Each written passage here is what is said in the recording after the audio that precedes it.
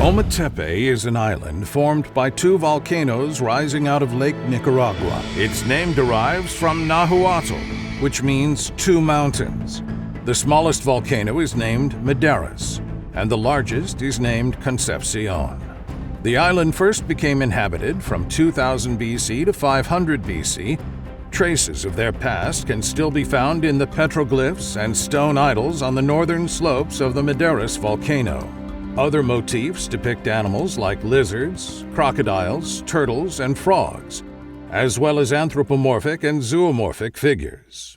The volcanoes are visible from everywhere on the island, and life on Ometepe revolves closely around them.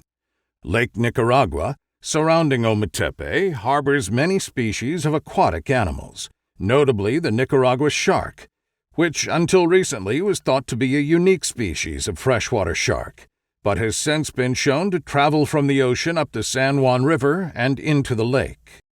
Coming from the Caribbean Sea, sharks were not the only threat to have entered Lake Nicaragua. Pirates have also found their way up the river to plunder the riches of the land. Fast forward a few thousand years to the 16th century, the Spanish colonized Nicaragua, followed by English and French pirates who invaded on multiple occasions. After the Spaniards conquered Nicaragua in the 16th century, pirates began prowling Lake Nicaragua. Due to the destruction of Leon in 1610 by a volcano, the port of Granada became a major center of commercial activity and was considered the jewel of Spanish colonies in the New World. By 1650, the golden age of piracy had begun, in which buccaneers from several races and nations infested the West Indies. The lake is known to have been controlled by pirates as early as 1665, when Henry Morgan led 6 shallow draft canoes up the San Juan River for an attack on Granada. Yes, Henry Morgan, who you may know as Captain Morgan. Morgan led his band of pirates up the San Juan River by night, while hiding in the day. Once they reached the lake, the pirates stealthily crossed it and landed outside of Granada. They attacked Granada, and the Spanish were found completely off guard. After the hostilities had ceased, Morgan and his pirates escaped with an estimated $500,000 sterling silver pounds before sailing back up the river and up the coast to the Coco River, where Morgan allied himself with the Mosquito Native Americans, who helped him in the sacking of several Spanish settlements in the area. The pirates also founded their own towns at the same time, among them Bluefields, which was named after the Dutch pirate Abraham Blauvelt. Soon after Morgan left, the pirate Captain Gallardido began operating on Lake Nicaragua, and in 1670 he successfully overwhelmed the garrison of Granada. Following that incident, the Spanish resorted to fortifying their territory. In 1673, the Spanish Army Captain Fernando Francisco de Escobedo began building the fortress of the Immaculate Conception next to the rapids in the San Juan River to prevent any pirates from entering Lake Nicaragua. The structure, made of stone, was completed in 1675, and it eventually became an important asset in assisting to keep pirates out of the lake.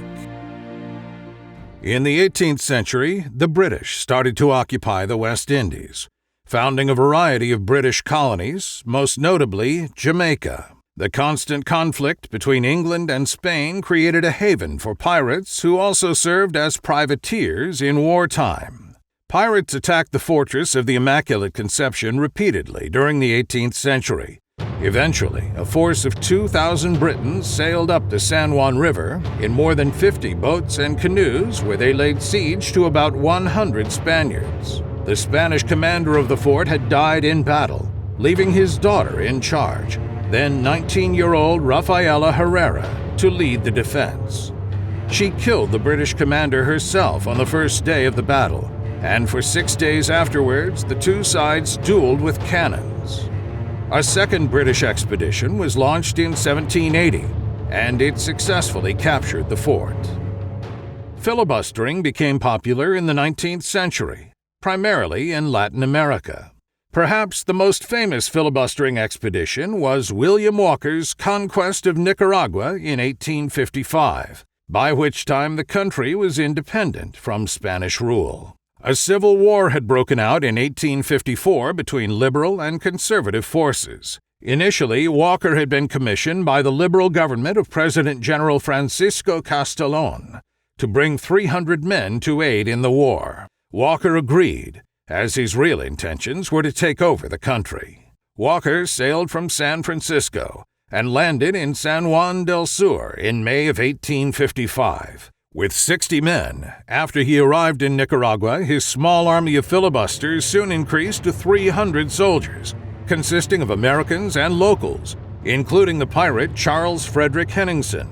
After a series of battles against the liberals, Walker established himself as the ruler of Nicaragua, and even received recognition from the American president Franklin Pierce.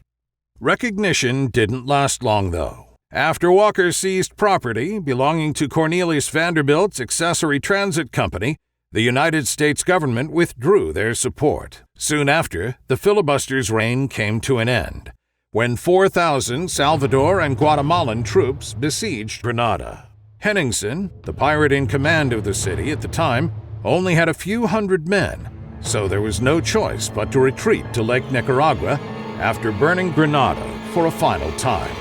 When the city was in flames, Henningsen began his retreat, leaving behind a message on a lance which read, "Here was Granada." Soon after, William Walker surrendered to the United States Navy commander Charles Henry Davis and was later executed for piracy. In the 20th century, many findings were discovered on the island by locals and archaeologists. A large lagoon in the volcano's crater was discovered on April 15, 1930, by the farmer Casimiro Murillo. Between 1995 and 1999, 10 sites were discovered, and the greatest concentration of petroglyphs was recorded. Located along the slopes and at the top end of a ridge, the site contains 82 boulders with petroglyphs, 6 mortars, 2 medites, and a scatter of ceramics and chert lithics. Also found were over 30 house mounds, stone statuary fragments, and pottery from at least 3 different periods of occupation. Throughout the history of Nicaragua, pirates have played an extremely unsavory role. Most of Nicaragua's towns and villages were savagely plundered by the pirates, leaving Nicaraguans to rebuild their towns and lives many times over. Even though the role of the pirates in Nicaragua was negative during its day, the folklore left behind many legends, stories, and myths that are still told today. With so many famous pirates making the rounds in Nicaragua, one has to wonder how many lost their vessels in battles against the English and Spanish. And are some of those vessels at the bottom of the lake, still filled with precious jewels, gold, and artifacts? Did the pirates bury their treasure on the island? Maybe we will never know. But one thing is for certain. Together with violence and destruction, the pirates brought mystery and wonder. Today, Ometepe is an island lost in time and acts as one of Nicaragua's top tourist destinations, with many visitors looking to experience the natural wonders that the island has to offer.